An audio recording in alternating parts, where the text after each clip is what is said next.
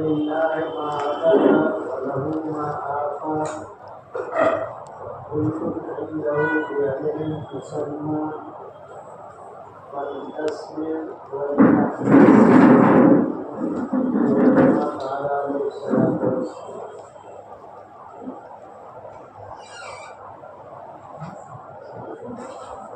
अल्लाह तबारक व तआला ने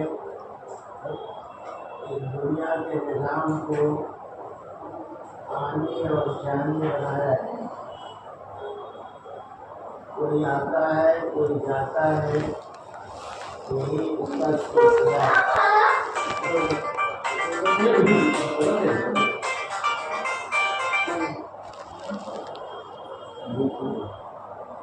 मोबाइल पड़ेंगे, सब काम करेंगे,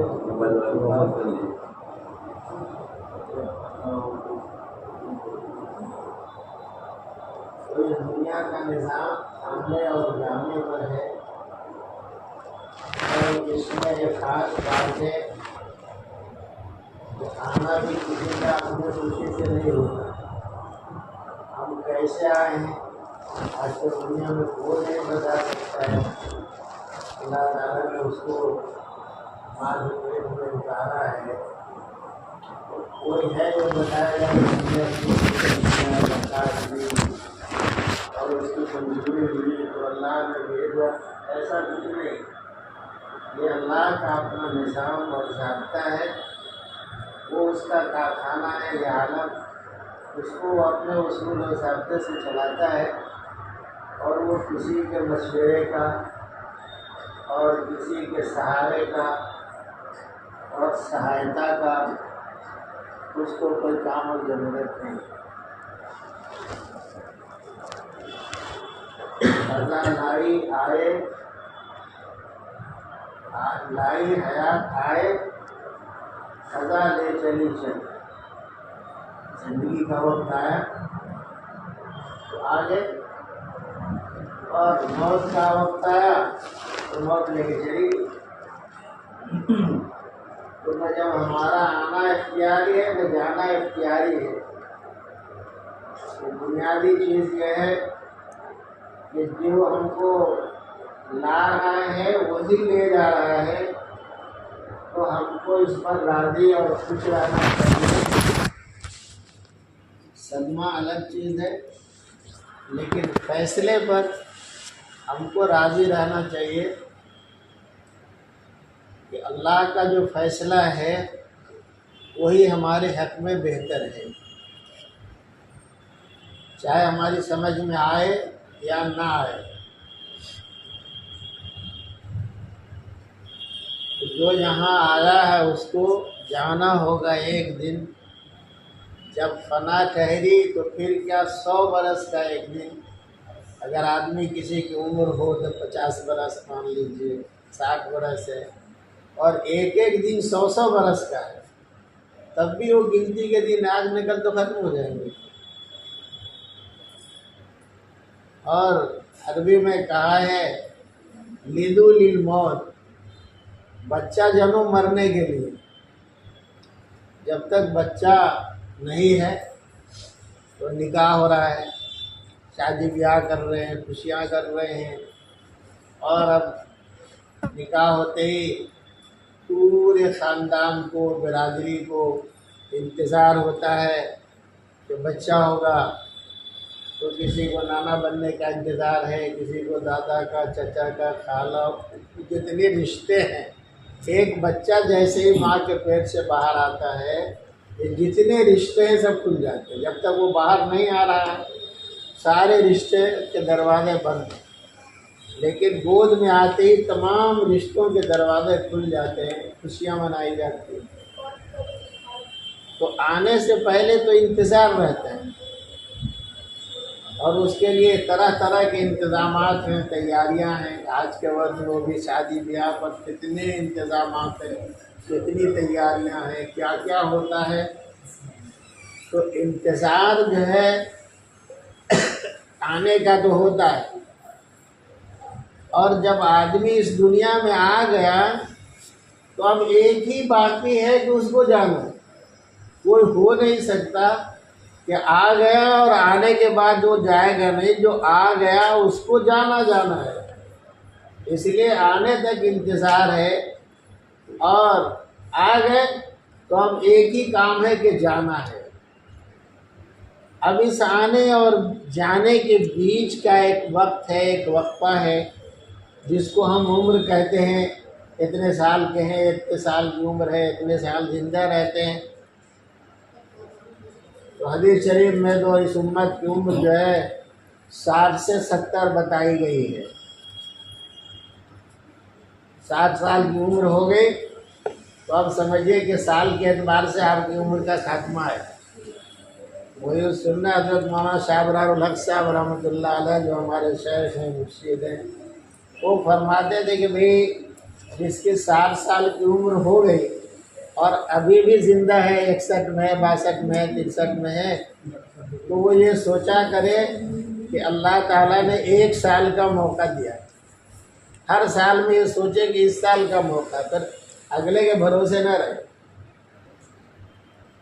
और करते करते 70 पर पहुंच जाए और 70 के बाद भी ज़िंदा है, तो फिर ये सोचा करे कि मुझे 1 दिन का मौका मिला, क्योंकि 70 आखिरी है, वो हद पूरी हो गई।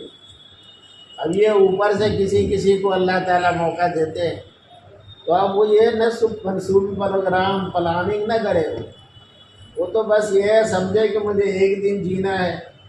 तो अब जिसको मालूम हो जाएगा मुझे 1 दिन जीना है, तो वो क्या क्या करेगा? जाएगा कि वो सरापा डूब जाएगा अल्लाह की याद में, अल्लाह की फिक्र में, कब्र की अशर की। तो ये जो दरमियान का हिस्सा है, इसको हमारी कमाई का ज़माना बनाया गया है। बताया गया कि दुनिया जो है ये आखिरत की खेती है, जो यहाँ बोइएगा वही आगे काटना है। तो अब हर अक्लमंद काश्तकार जो है वो अच्छे पेड़ पौधे लगाता है ताकि आइंदा उसके फल फूल मिले, उसके परवरिश हो, गुजर बसर हो, काम आए। तो इस दुनिया में हर शख्स को वो पेड़ पौधा लगाना है जो उसको कल काम आए। इस वक्त की दुनिया तो तुली हुई है, दुनिया पर तुली हुई है, लेकिन ये हमारा मकसद नहीं है। हमारा मकसद तो आखिरत के लिए तैयारी करना है। तो ये जो उम्र है, ये दुनिया की ज़रूरतें लगी हुई हैं, इनको पूरा करना दूसरे दर्जे में है। अव्वल दर्जे में यह है कि अल्लाह की इबादत और बंदगी करें, जो अल्लाह का हुक्म है उसे पूरा करें। इसीलिए हदीस शरीफ में फरमाया गया है, तलब कसबिल हलाल फरीज़तुन बादल फरीज़ा। शरीयत के अव्वल दर्जे के जो फराज हैं, नमाज, रोज़ा, हज, ज़कात, इनके करने के बाद तब हलाल रोज़ी कमाना आदमी के ज़िम्मे फ़र्ज़ और ज़रूरी है। तो जिस तरह यहाँ के एतबार से फ़िक्र लेते हैं घर बार चलाने की, ज़रूरियात की, आसाइश व आराम की, ठीक है, जायज़ है, चीज़ है तो जायज़ के लिए कोई रुकावट नहीं है। लेकिन इससे ज़्यादा और इससे बड़ी ज़रूरत यह है कि हम मरने के बाद की फ़िक्र करें।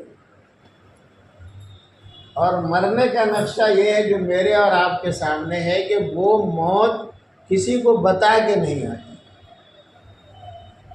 कब आएगी वो मालूम नहीं, किस हाल में आएगी वो मालूम नहीं, मर करके उस जनाजे का हश्र क्या होगा वो मालूम नहीं। हमारे एक बुजुर्ग गुजरे, हज़रत मौलाना शाह वसीउल्लाह साहब इलाहाबादी रहमतुल्लाह अलैह, मौलाना अशरफ थानवी रहमतुल्लाह अलैह में थे। तो वो इलाहाबाद में थे, और इलाहाबाद की जगह जो है बिदअत की जगह है ज़्यादा। तो हजरत एक शेर पढ़ा करते थे कि फूल क्या डालोगे तुरबत पर मेरी, फूल क्या डालोगे तुरबत पर मेरी, खाक भी तुमसे न डाली जाएगी। बाजार बने, दकाल होगा, बाजार बनेगा, पुल बन चढ़ेगा, चादर चढ़ेगी, क्या क्या करोगे। लेकिन फरमाते कि तुम मिट्टी भी नहीं दे सकोगे मुझको, फूल तो क्या चढ़ाओगे। और बिल्कुल यही हो गया कि वो हज के लिए तशरीफ ले जा रहे थे, पानी का जहाज था उस जमाने में, जहाज में इंतकाल हो गया। अब इंतकाल हुआ तो जहाज का जो निज़ाम है, जहाज ने वो सऊदीया के करीब जहाज पहुँच रहा था, तो वहाँ खबर किया कि इजाज़त मिले तो लाश लेके वहाँ लाएं, वहाँ दफन हो। तो उसका एक वक्त होता है उनके यहाँ, उतने वक्त में वहाँ से कोई जवाब नहीं मिला। नतीजा हुआ कि जहाज़ को बैक करके पीछे करके और जनाजा पढ़ा के हजरत को समंदर में डाल दिया। न फूल चढ़ा, न चादर चढ़ी, न मिट्टी का किसी को मौका हुआ। तो हजरत अल्लाह की तरफ से उनको क्या दिल में था तो वो पढ़ा करते थे, फूल क्या डालोगे तुरबत पर मेरी, खाक भी तुमसे न डाली जाएगी। तो कौन किस हाल में जाएगा वो किसी को मालूम नहीं है। अक्ल का जो काम है और फिक्र की जो बात है वो ये है कि आदमी तैयारी के साथ ज़िंदगी गुजारे कि ये वक्त आना ही आना है, और कब और कैसे आना है वो मालूम नहीं है। उठक बैठक न करवाए, दूसरे वालों को बाहर को मना करते हो, अभी फुर्सत नहीं है।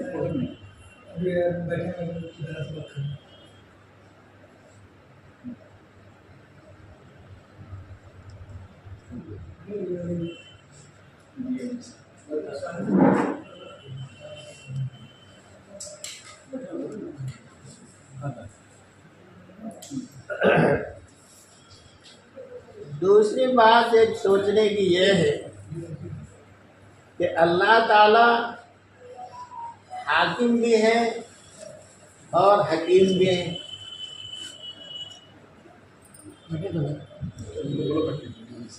डीआईजी साहब आए मिलने बोलो, बात करना ही होगा। बुला के तो बैठे ही नहीं हो, दादा अपना बात करें। लाटा झूला बन सोच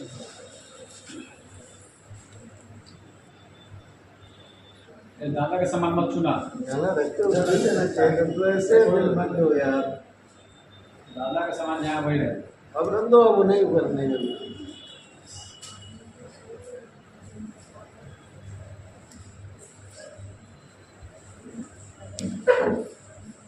तो खैर,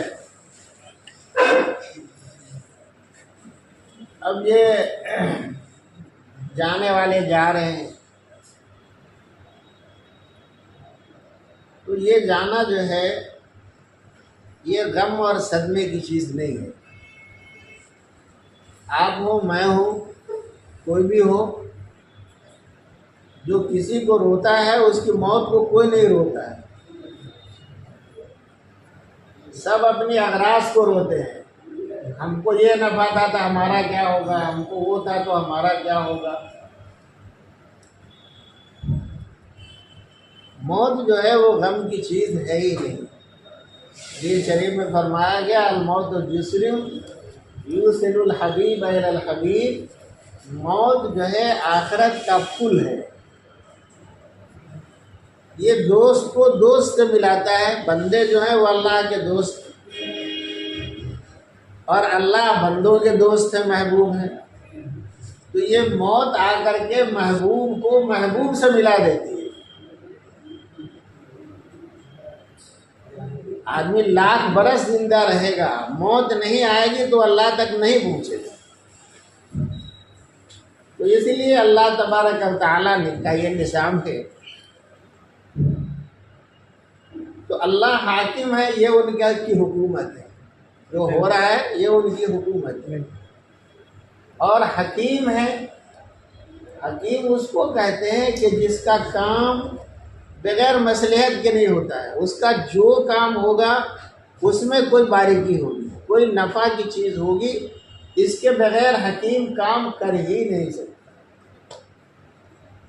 तो जब अल्लाह हाकिम है तो हमको अल्लाह का फैसला मान लेना है। अल्लाह आपका फैसला है, वो हमारे ऊपर बहुत भारी है, लेकिन हम आपके फैसले से राज़ी और खुश।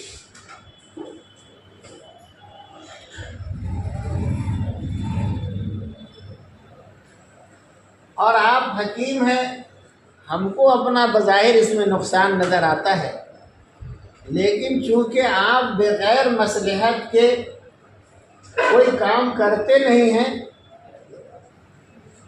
इसलिए इसमें हमारा ज़रूर नफ़ा होगा और हम इसको भी मानते हैं।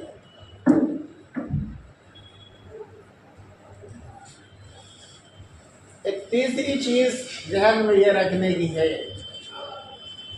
कि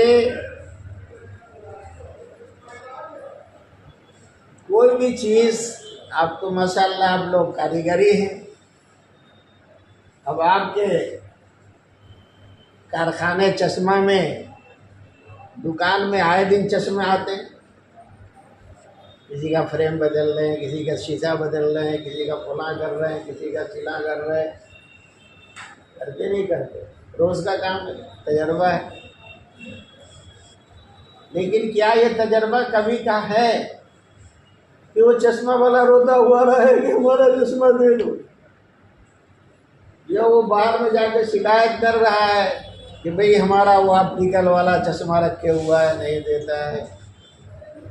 कोई किसी तरह का न शिकवा होता है और न सदमा होता है। क्यों?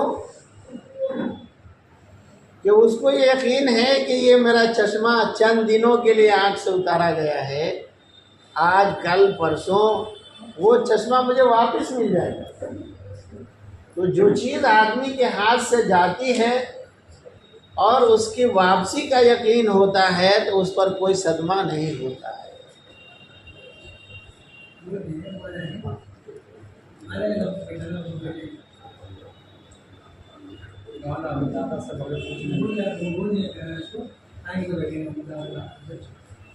तो कोई सदमा नहीं होता है।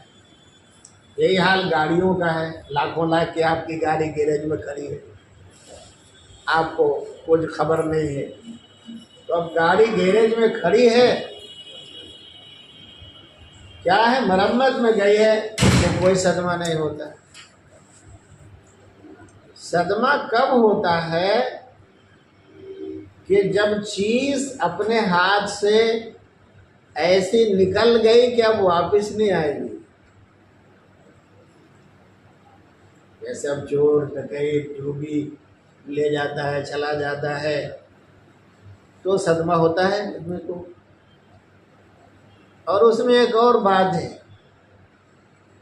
कि सदमा जो होता है वो अपना माल जाने पर होता है, दूसरे के माल जाने पर सदमा नहीं होता। हम सब सदमा में डूबे हुए हैं। ले लीजिए ना अंदर, कोई ऐसी बात थोड़ी यहाँ हो रही।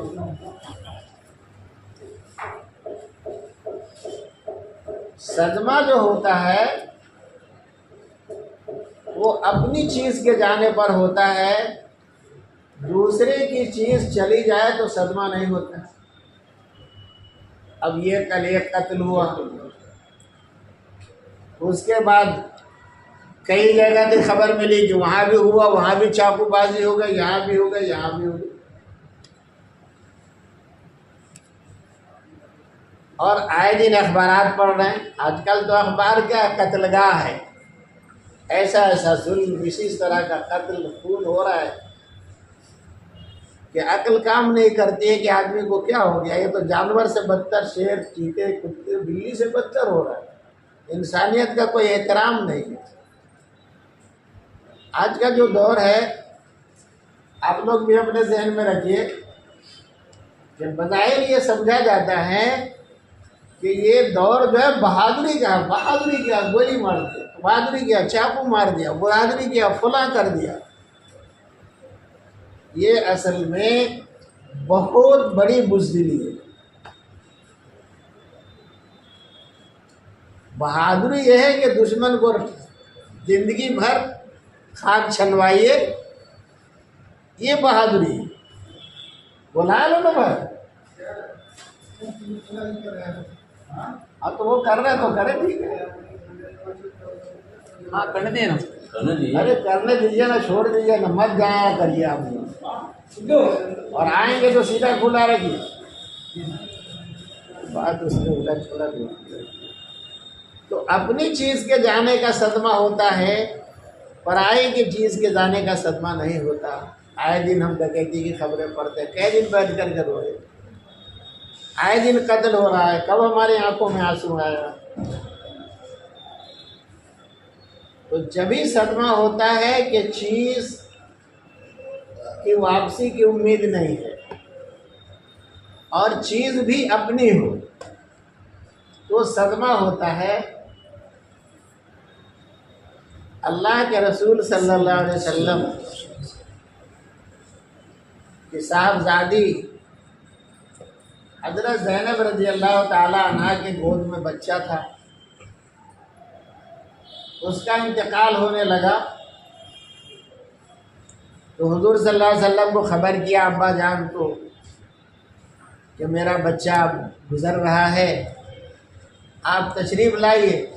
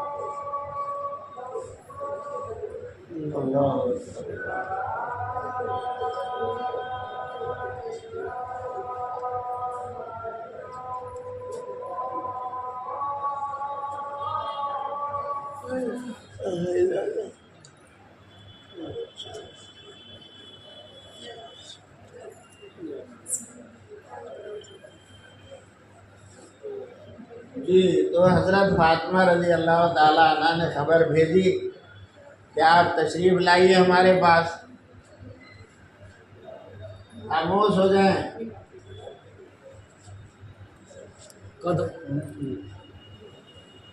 तो आप सल्लल्लाहु अलैहि वसल्लम ने खबर कहलवाया कि जाओ मेरा सलाम। और सलाम करने के बाद यही हदीस जो मैंने आपके सामने पढ़ी है वो आपने पढ़ी कि जो अल्लाह ने ले लिया वो अल्लाह ही का है। यहीं पर सोचना है अपने को कि चीज़ हमारी गई है कि नहीं गई। तो अल्लाह के रसूल सल्लल्लाहु अलैहि वसल्लम फरमाते हैं इन्ना लिल्लाहि मा अखज़ा, अल्लाह ही का है जो अल्लाह ने ले लिया। वल्लहु मा अता, और उसी का है जो वो अता करता और देता है। एक मौका दिया, 52 साल का मौका दिया, 60 का दिया, 70 का दिया, नफ़ा उठाने का, उससे आपने नफ़ा उठाया तो ये नफ़ा का मौका भी अल्लाह ही अता फरमाते हैं। इसलिए अपनी अमानत, वो ये जो हम सब हैं ये अल्लाह की अमानत हैं। अल्लाह को और किसी भी अमानतदार को अपनी अमानत वापस लेने का उसका पूरा हक होता है। अमीन जिसके ज़िम्मे कोई अमानत रखी जाती है उसके ज़िम्मे उसकी हिफाजत, कि वो अमानत ज़ाया नहीं होने पाए। उस अमीन को, अमानतदार को, उसमें किसी तरह का हेर फेर करने की इजाज़त नहीं होती। असल अमानतदारी ये है कि आपके पास किसी ने 1 लाख रुपया रख दिया, वो जौन सी गड्डी है, जौन सा नोट है, आपको उसी हाल में उसको रखना है और जिस दिन मांगेगा उस दिन वही लौटाना है। उसमें आप बदल लेते हैं, ये कर दिया, वो कर लिया, खर्च कर दिया, फिर दे देंगे, ये सब तो ख़यानत दर्जे की चीज़ आती है। अमानत ये जैसे वैसी। इसीलिए रसूलुल्लाह सल्लल्लाहु अलैहि वसल्लम तो सारा अरब दुश्मन था, कुफ़ार और मुशरिकीन लड़ते भी थे, लेकिन 2 बात उनकी कोई भी नहीं है जो न माने। एक अमीन होना, कि ये ऐसे अमानतदार हैं कि इनके पास जो चीज़ रखोगे जब मांगोगे वैसी ही मिलेगी। तो ये खूबी रसूलुल्लाह सल्लल्लाहु अलैहि वसल्लम की इस्लाम से पहले से इतनी मशहूर थी कि पूरा अरब एक एक आदमी आप सल्लल्लाहु अलैहि वसल्लम को अमीन कहता था, नाम ही था अमीन। और दूसरी खूबी और खसलत जो आपकी सबको तस्लीम थी और सब मानते थे, तलवार भी लिए खड़े हैं, लेकिन ये बात कभी नहीं कह सकते कि ये अमीन नहीं।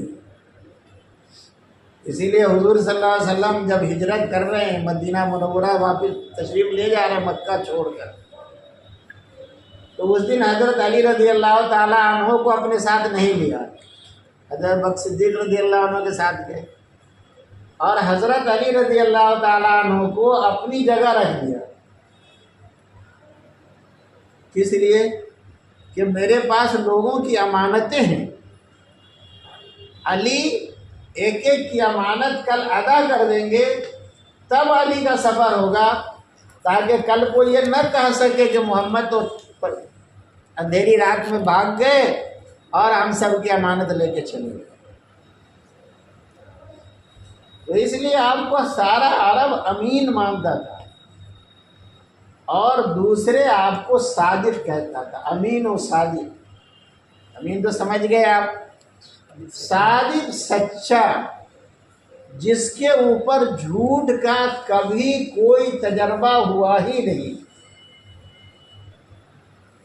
तो ये 2 खूबी आप सल्लल्लाहु अलैहि वसल्लम की हर एक मानते थे कि आप अमीन भी हैं और सादिक भी हैं। तो मेरे भाइयों दोस्तों, हम सब जो हैं वो अल्लाह की अमानत,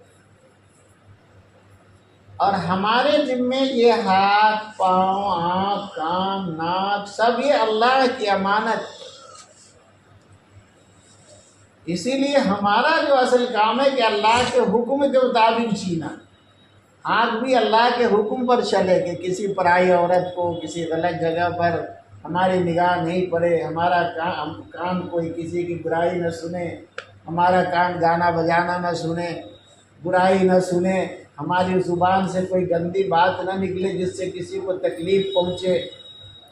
मुसलमान की शान बताएगी कि मुसलमान वो है कि जिसकी जुबान और हाथ से किसी इंसान को तकलीफ नहीं मिलती। मुसलमान की भी हदीस है, लेकिन दूसरी हदीस है कि कोई भी इंसान हो, उसका कोई धर्म मजहब हो, बैठ बेटा बैठ, किसी ईमान वाले के हाथ और जुबान से किसी भी इंसान को, चाहे वो कोई भी है, तकलीफ न पहुंचे, ये मोमिन की शान है। तो ये हाथ, पांव, आँख, कान, नाक सब ये हमारे दिल में क्या हुआ है? करने वाले ने जो कुछ किया, अल्लाह की इस अमानत को नुकसान पहुंचाया, इसलिए वो मुजरिम है।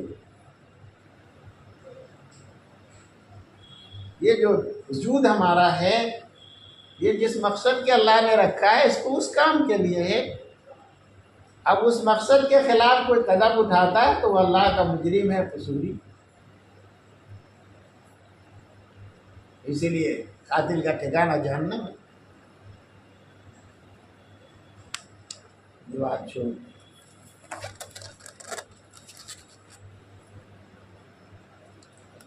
तो मुख्तसर ये कि हम लोग ये सोचें कि अल्लाह का फैसला है और हम इससे राज़ी हैं।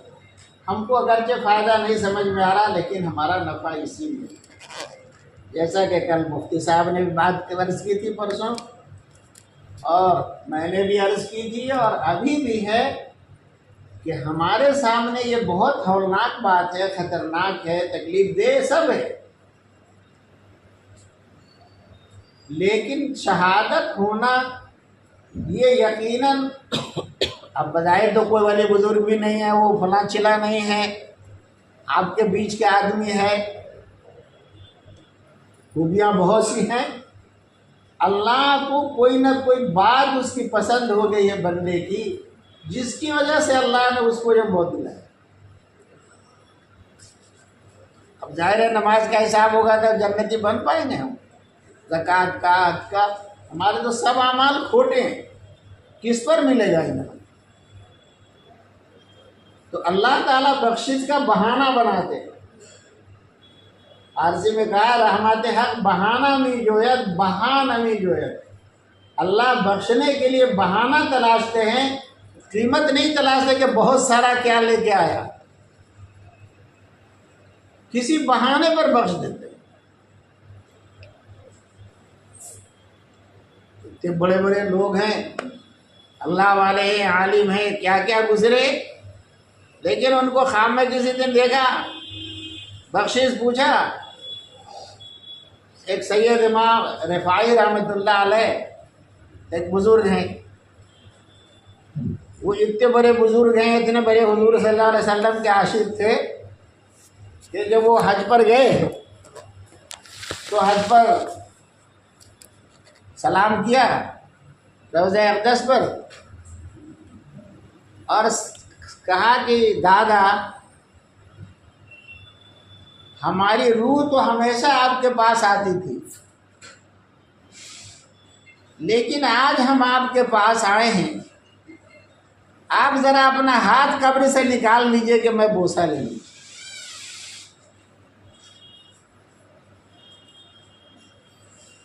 तो 90,000 लोग उस वक्त मस्जिद नबी में थे, सबने देखा कि रसूलुल्लाह सल्लल्लाहु अलैहि वसल्लम का दस्ते मुबारक एकदम से कब्र से निकला, और सैयद रिफाई रहमतुल्लाह अलैह ने बोसा दिया और दस्ते मुबारक वापस चले। उस सैयद रिफाई रहमतुल्लाह अलैह की बख्शिश की बात सुनाना है कि उनका जब इंतकाल हो गया और उनसे कोई किसी ने ख्वाब में देखा और पूछा, तो उन्होंने अपनी ज़िंदगी में एक काम किया था कि एक कुत्ता बीमार, जख्मी, सिसक रहा था,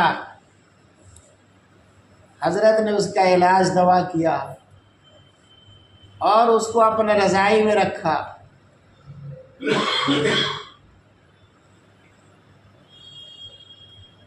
तो इतना इल्म है, बुजुर्गी है, हुजूर सल्लल्लाहु अलैहि वसल्लम है, क्या क्या उनकी नेकियां होंगी। सोच ही नहीं सकते हम लोग, कोई ठिकाना नहीं है। लेकिन वो सब नेकी एक तरफ, और इस कुत्ते की जान बचाने का अमल अल्लाह को ऐसा मकबूल हुआ कि बख्शिश जो हुई उनकी कुत्ते की वजह से। ये बहाना हुआ, यही बहाना है। कीमत नहीं देख रहे कितनी कितनी नेकी का सरमाया है। तो अल्लाह की रहमत जो है बख्शने के लिए बहाना तलाशती है। तो यकीनन यकीन रखना चाहिए कि कोई भी अदा उसकी अल्लाह को पसंद आई है कि अल्लाह ने उनको ये मौत अता फरमाई है। इसलिए सदमा ठीक है, होना है, उसको रोका नहीं जाता। रोना आता है, रो भी लीजिए, लेकिन अल्लाह का शिकवा नहीं कीजिए कि अल्लाह ने काहे कर दिया, अब ये काहे कर दिया। ये तो कुफ्र का खतरा, तौबा करना चाहिए। एक तरह का ये अल्लाह पर एतराज़ है। गोया हम अपनी मसलहत अल्लाह से ज़्यादा समझते हैं, तो ये नादानी की सिवा क्या है। तो इसलिए कोई परेशानी, कोई घबराने की बात नहीं है। जो हुआ है वो अल्लाह का फैसला था, जो है अल्लाह का फैसला है, जो होगा वो भी अल्लाह का फैसला है। और कोई यतीम हो गया है तो हमको उसको यतीमी का फिक्र है, होना चाहिए। लेकिन यतीमों को अल्लाह ताला ऐसा कीमती बना करके उभारते हैं कि बाप वाले और दादा वाले और फुला वाले और चिला वाले वो देखते ही रह जाते हैं। उसको बंद क्यों करते हैं? कोई भी आता है ना दीजिए में, कोई पढ़ाई की बात थोड़ी हो रही है इसमें। बस हो जाए उतना रहने दीजिए के। तो क्या कह रहे हैं, फला चिल्ला वाले, दादा पोता वाले यतीम। हाँ, तो अब उसमें सबसे बड़ी मिसाल तो खुद हज़रत नबी करीम सल्लल्लाहु अलैहि वसल्लम की, कि आपके वालिद मोहतरम का इंतकाल तो जब आप माँ के पेट में जब ही हो गया, वलादत हुई तो दादा की परवरिश में रहे, और थोड़ी दिन के बाद दादा का भी इंतकाल हो गया तो चचा की परवरिश में रहे, और फिर बकरियां चराई और क्या क्या किया। लेकिन अल्लाह ने कितना उठाया, सारी दुनियाएं इंसानियत थी और अल्लाह की सारी मखलूक, हुजूर पाक सल्लल्लाहु अलैहि वसल्लम का जो दर्जा है वो न जिब्रील अमीन का है, न किसी का नहीं है। तो ये कौन है? उसको शेख सादी रहमतुल्लाह अलैह ने रालवन फरमाया, यतीमे के ना करद कुरान दुरुस्त, कुतुब खान है चंद मिल्लत खुशूस। ऐसा यतीम बच्चा जिसने किसी मकतब में अली बा भी नहीं पढ़ी, इसीलिए उम्मी कहते अनपढ़, जिसने पढ़ना लिखना कुछ सीखा ही नहीं, कोई उस्ताद ही नहीं है। उस्ताद है, मुअल्लिम है तो अल्लाह ताला है। फरमाया आप सल्लल्लाहु अलैहि वसल्लम ने, अदबनी रब्बी वासन तादीबी, मेरे परवरदिगार ने मुझे अदब सिखाया है और खूब खूब सिखाया। तो अनपढ़ ऐसे, और इल्म इतना कि अल्लाह के बाद सबसे ज़्यादा इल्म आपकी। बाद अज़ खुदा बुज़ुर्ग तुई किस्से मुख्तसर, अल्लाह के बाद बस आप ही बड़े हैं। और ऐसे यतीमों की हमारी तारीख़ में और मिल्लत में बहुत शख्सियतें हैं। इसी में अल्लाह की मसलहत है कि यतीम को कैसे परवान चढ़ाएगा, ये वो जानता है।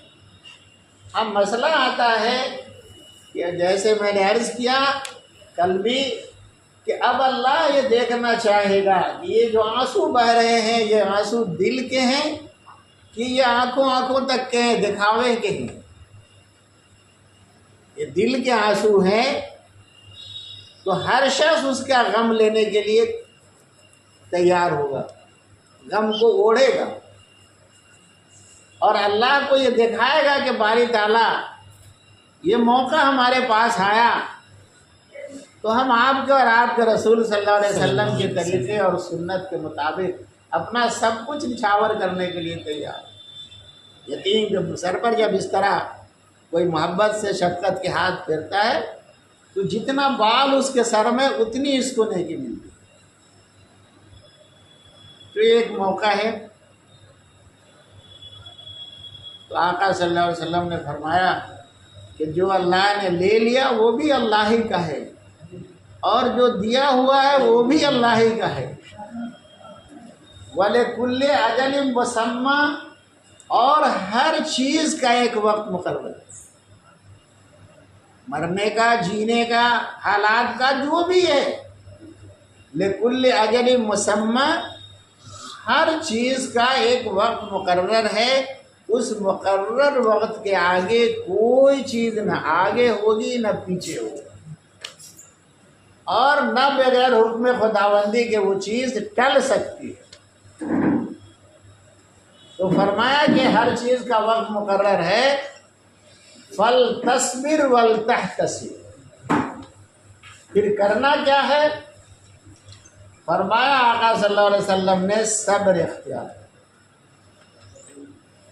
सब्र यही है जो मिजाज के खिलाफ, तबीयत के खिलाफ, चाहत के खिलाफ हालात आ रहे हैं तो उन हालात को गवारा कर लेना, सह लेना, सब्र है। और सब्र के बारे में आका सल्लल्लाहु अलैहि वसल्लम ने फरमाया अस्सब्रु सवाबुहु वल जन्नह, सब्र का बदला जन्नत है। और एक बड़ी खुशखबरी है, हाजी साहब रसूलुल्लाह सल्लल्लाहु अलैहि वसल्लम ने फरमाया, हदीस है जिसे कुदसी है, अल्लाह ताला फरमाते हैं जब मैं किसी के प्यारे की जान लेता हूँ, ना बैठे एक मिनट ये सुन के, जब मैं किसी के प्यारे की जान लेता हूँ और वो सवाब के यकीन के साथ सब्र करता है तो मैं उसको जन्नत अता करूँ। जो गया वो जन्नती है कि नहीं ये कोई नहीं कह सकता। उम्मीदें हम लोगों की हैं, दुआएं हैं, अल्लाह उनको जन्नतुल फिरदौस नसीब फरमाए, आमीन। लेकिन जन्नती है ये कोई नहीं कह सकता किसी को। मगर अल्लाह कह रहे हैं कि अगर तुमने इस यकीन के साथ कि हमको इस सदमा पर अल्लाह नेकी देगी, इसको बर्दाश्त हो गया, बर्दाश्त कर लिया, तो अल्लाह हर एक सब्र करने वाले से जन्नत का वादा कर रहे हैं। इसलिए ये मौका है कि हम में का हर शख्स सब्र करके अपने को जन्नती बना ले।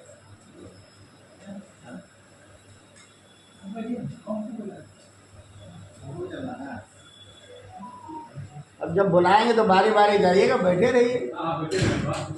तो फल तस्बिर वल तहतसिब, तो सब्र कीजिए और अल्लाह से नेकी का यकीन रखिए।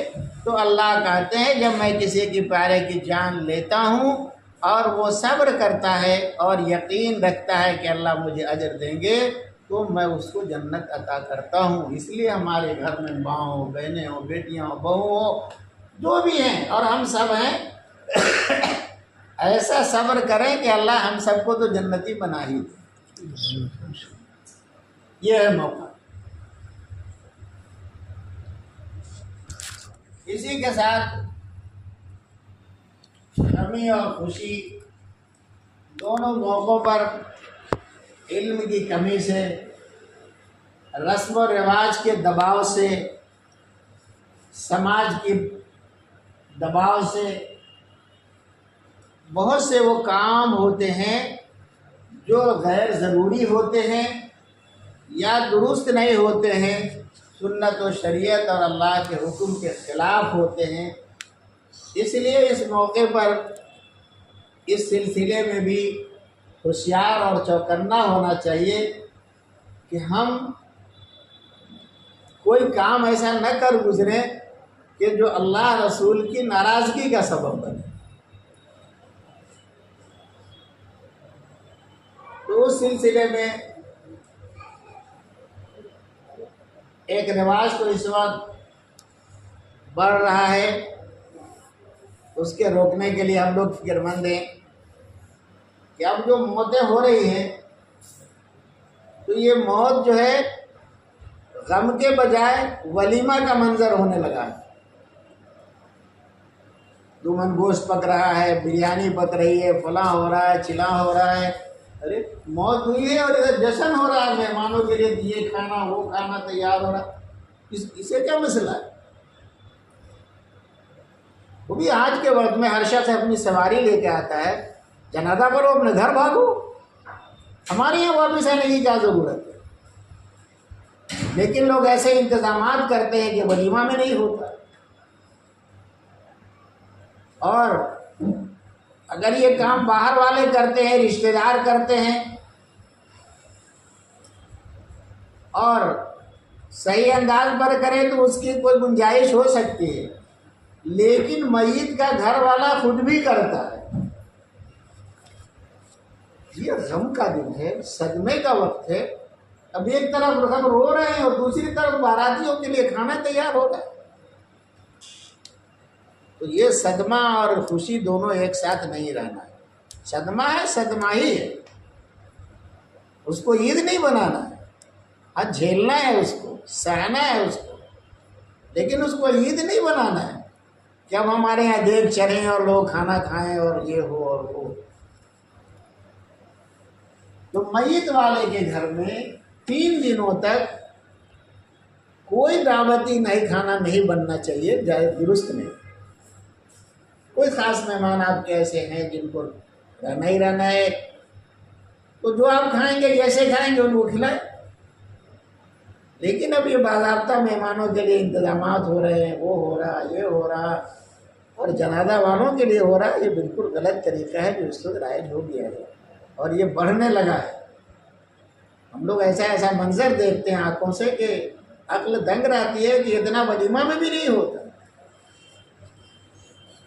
तो इसलिए ये 3 दिन जो शरीयत में शोक के दिन कहलाते हैं, सदमे के दिन हैं, इसमें इस तरह का खुशी का काम दावती और ये वो ये सही नहीं है। रिश्तेदार हैं, पड़ोसी हैं, ये उनका काम है कि हमारे पड़ोस में जनाजा हो गया है, हमारा पड़ोसी सदमे में है, ये हमारा रिश्तेदार सदमे में डूबा हुआ है, तो ये हमारा फ़र्ज़ बनता है कि हम अपने घर से उनको खाना पहुंचाएं, उनको खिलाएं पिलाएं, उनको तसल्ली दिलाएं।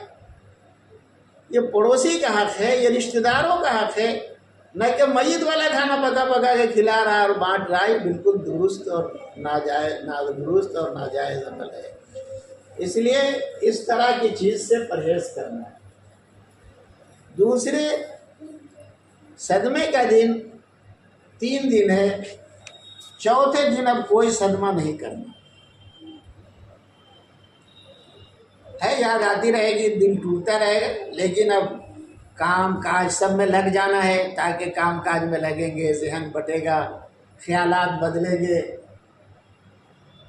ये चौथे दिन में अब कुछ करना नहीं आगे। इसी तरह तीजा है, पंजम है और क्या क्या सब रसूमात हैं, दिन हैं। उन ख़ास दिनों में दावतें की जाती हैं, कुरान ख़वानी कराई जाती है। ये सब की भी कोई असल हमारे यहाँ नहीं है।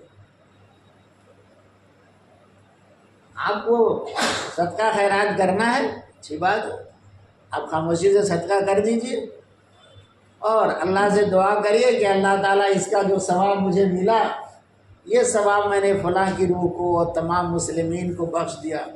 तो अल्लाह का ख़जाना इतना वसी है कि आप अपने एक भाई के लिए करेंगे, आप अपने एक बेटा के लिए साले सवाब करेंगे, तो जितना सवाब आपको मिला वो एक बेटे को चला जाएगा। और वही सवाब अगर आप पूरी उम्मत मुस्लिमा के जिंदा मुर्दा सबको बख्शेगा, तो जितना अल्लाह एक को देगा उतना इंशाअल्लाह सबको अता करेगा। और ये इसाले सवाब को लोगों ने, रस्म व रिवाज वालों ने भी इसको भी बड़ी चीज़ बना दिया। अब इतनी बड़ी बना दिया कि उसके लिए लोग सूदी कर्जे भी लेते, इसकी कोई ज़रूरत ही नहीं।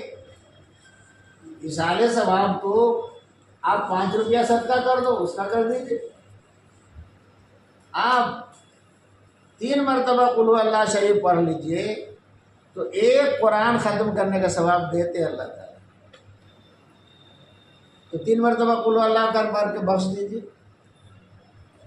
और कुरान शरीफ एक सफ़ा पढ़ते, 2 पेज होता है, तो एक सफ़ा पढ़ते हैं तो उस पर 5000 नेकी मिलती है। अब कितना देना है आपको, देते रहिए, लेकिन उसको तंग करते हैं, अपने हिसाब से बनाते हैं कि ऐसे करेंगे तो होगा, वो होगा, नतीजा होगा कि कुछ भी नहीं होता है। ये जो दादा लोग कुरान जमा करता पढ़ के, हाँ, रोज पढ़ता जमा करता है। मेरी बात सुनिए। तो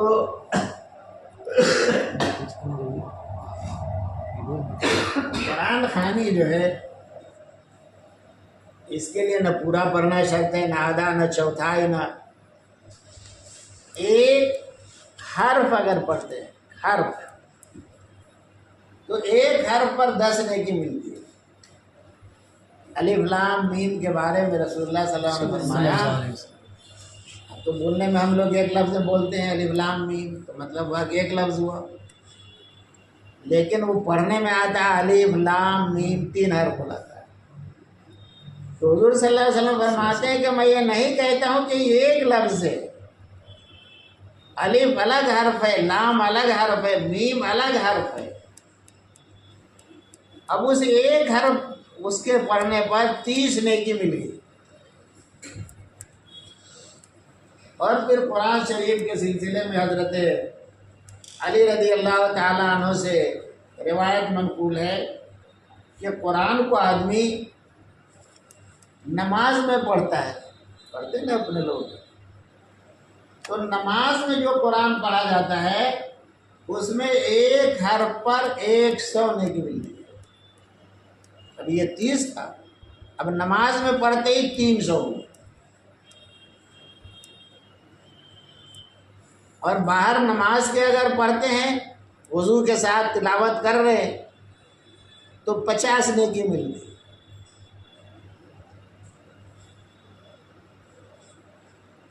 और बगैर वज़ू के और यूं ही तिलावत करते हैं तो हर हर्फ पर 10 नेकी मिलती है। तो ये सवाब का पहुंचाना इतना आसान अमल है, हर कोई कर सकता है। चलिए आपको कुरान शरीफ कुछ भी याद नहीं है, होना तो ये जुर्म है ना याद होना, तो आप सुभान अल्लाह पढ़ लीजिए, अल्हम्दुलिल्लाह पढ़ लीजिए, अल्लाहु अकबर पढ़ लीजिए। इतना तो कोई मुसलमान ऐसा नहीं है जिसके जुबान पर न हो। तो जब बंदा एक मरतबा सुभान अल्लाह पढ़ता है तो जन्नत में उसके लिए एक दरख्त लग जाता है। अब आपने जन्नत जितनी घनी बनाओ, अब सुभान अल्लाह अल्हम्दुलिल्लाह ला इलाहा इल्लल्लाह अल्लाहु अकबर पढ़ते रहो। हम लोग रोज़ बच्चों को सिखा रहे हैं, हर घर में सीढ़ी है, चढ़ना उतरना हर शख्स का हो रहा है। तो अब ये कह के दौड़ते गए, दौड़ते चले, और उसमें थोड़ी सी फिक्र कर लिए कि चढ़िए तो अल्लाहु अकबर पढ़ते चले जाए। अल्लाह बड़ा है, ये सीढ़ी बड़ी नहीं है, ये मकान बड़ा नहीं है, ये पहाड़ बड़ा नहीं है, अल्लाह बड़े हैं। तो अल्लाहु अकबर कहते चले, हर सीढ़ी पर एक दरख्त आपके लिए जन्नत में लगी है। और जब ऊपर चले गए ला इलाहा इल्लल्लाह मुहम्मद रसूलुल्लाह पढ़ गए, अब फिर वापसी हो रही है, उतर रहे, तो अब हर सीढ़ी उतरने में सुभान अल्लाह सुभान अल्लाह सुभान अल्लाह पढ़ते चले गए। तो अब ये चढ़ना उतरना हर शख्स करता है, लेकिन एक शख्स इस तरतीब से कर ले तो ये जिस तरह नमाज रोज़ा इबादत है, ये चढ़ना उतरना भी आपकी इबादत हो गई, आपके सेती का सामान पड़ गया। तो कुछ भी नहीं है तो सुभान अल्लाह 100 दफ़ा पढ़ ले, सुभान अल्लाह बख्श दे अल्लाह, इसका जो सवाब मुझे मिला मैंने फलां के रूप को बख्श दिया, पूरी उम्मत को बख्श दिया। इतना आसान है। ये सारे सवाब रस्म रिवाज वाले इसको मुश्किल बनाए हुए हैं। तो फला दिन में होगा, फिर ये तैयारी होगी, फिर मिलाद होगी, फिर हजरत आएंगे और क्या क्या होगा, ये सब अपनी तरफ से है, ये कोई इसाले सवाब नहीं है। उसके साथ में एक चीज़ तो पहले से अल्हम्दुलिल्लाह इस घराने में अब से मैं समझता हूँ 25-30 साल पहले से नाफिज है।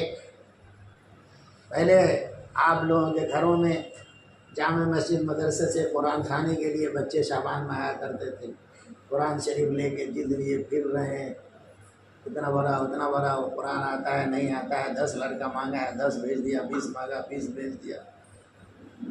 ये कुरान खाने का एक धोखा का सिलसिला था।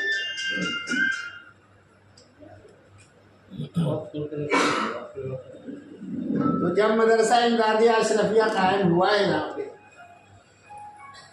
और हमने ये सिलसिला शुरू नहीं किया कि ये काम नहीं होगा घरों पे जाना और फिर शाबान में और वो तो यहाँ आपके चचा नबी हसन खान साहब जन्नत नसीब फरमाए, आपके अब्बा भी रहमान और लोग इस घराने के आए कि बच्चा दीजिए। तो हमने समझाया कि इसमें ये बात है कि अगर आप खाना खिला करके कुरान खानी कराएंगे, पैसा दे करके कुरान खानी कराएंगे, तो पढ़ने वाले को ही सवाब नहीं मिलेगा तो वो बख्शेगा क्या। ये एक साथ चलती है गाड़ी तो ये टकराती है, एक्सीडेंट होता है, न पढ़ने का सवाब मिलता है न पैसा खर्च करने का सवाब मिलता है। ये दो गाड़ी दो पटरी पर चलना चाहिए। पैसा खर्च करिए अल्लाह को खुश करने के लिए, दे दीजिए, कोई उसका बदला नहीं मांगिए किसी से। और कुरान पढ़िए, वो अल्लाह के लिए पढ़िए, उसका किसी से बदला नहीं मांगिए, तो दोनों का सवाब मिलेगा। अब दोनों के खाता में जमा हो गया। ईसाले सवाब क्या है?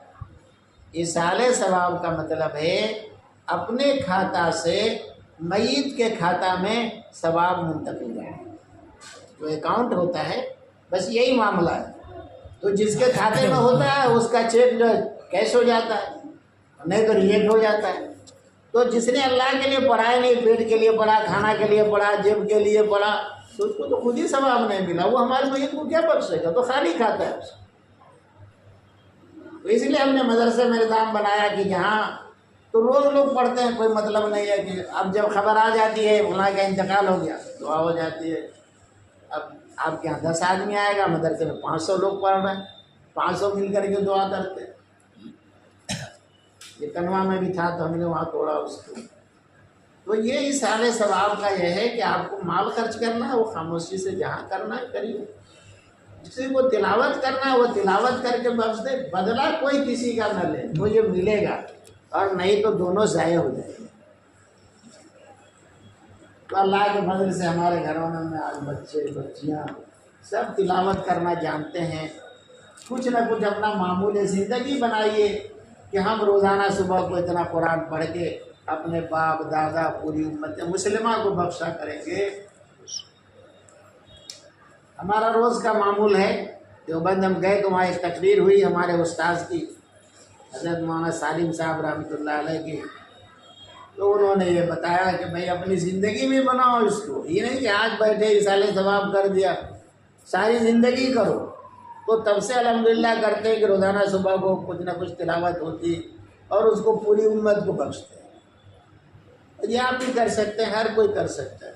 और वही है कि अल्लाह का ख़जाना इतना वसी है कि वो ये नहीं कि आपको देगा तो फिर दूसरे को कैसे देगा, दूसरे को मिलेगा तो हम कहाँ जाएंगे, वो सबको अता करेगा।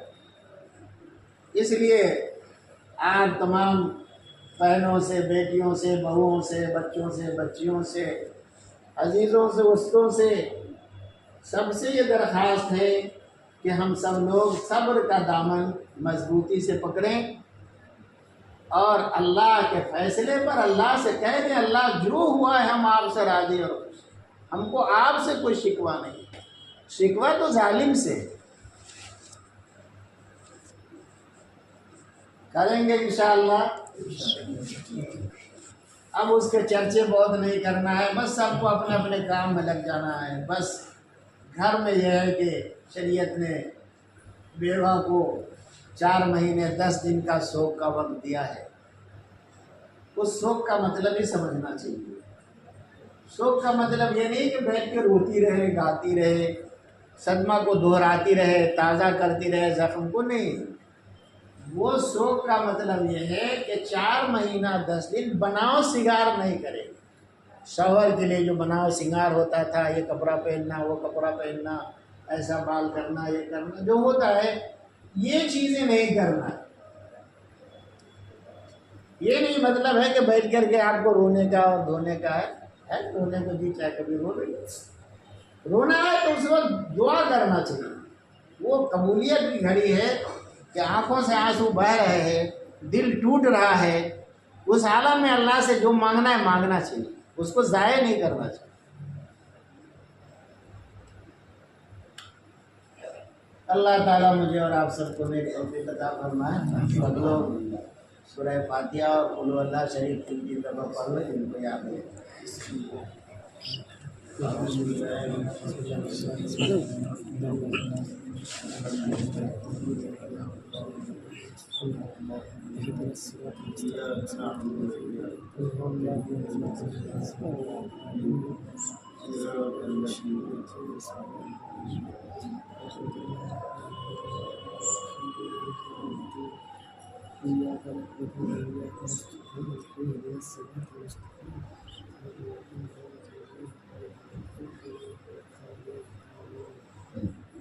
दुरूद शरीफ पढ़ लें।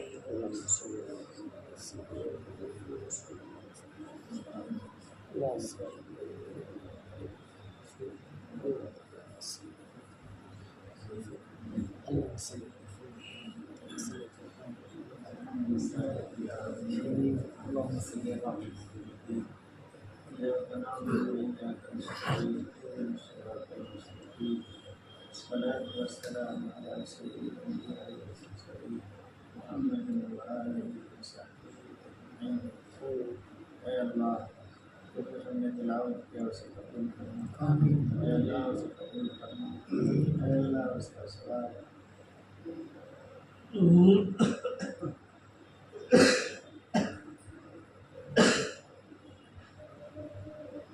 मईद की रूह को पहुँचा, अल्लाह उनके दरजात बुलंद करना, उनके बड़े बड़े गुनाहों को करना, अल्लाह पूरी उम्मत मुस्लिमा की बख्शिश करना, अल्लाह पूरी उम्मत मुस्लिमा के हाल अल्लाह हम सब की बख्शिश करना, अल्लाह पूरे घराने को सर्वे जमीन अजर अज़ीम अता फरमा।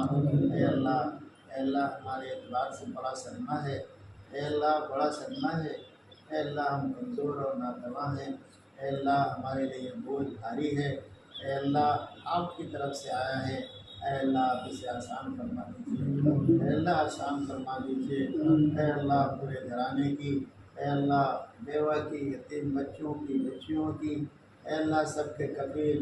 कल भी आप ही थे, माँ के पेट में आप ही ने पाला था, माँ की गोद में भी आप ही ने पाला था, आज भी आप ही पाल रहे हैं।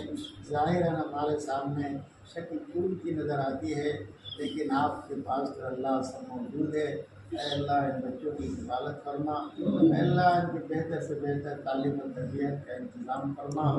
अल्लाह जो बच्चा सदमे में डूबी हुई है, अल्लाह उसको सब्र सलवान अता फरमा, अल्लाह सब्र सलवान अता फरमा, अल्लाह होश अता फरमा, अल्लाह होश अता फरमा, अल्लाह अक़ल को ठिकाने फरमा, अल्लाह ग़ुनूदगी को, बेहोशी को, अल्लाह सदमे को दूर फरमा, अल्लाह सबका तमाम ईमान वाले का वक्त मुकर्रर पर अकमल ईमान पर खात्मा खैर फरमा।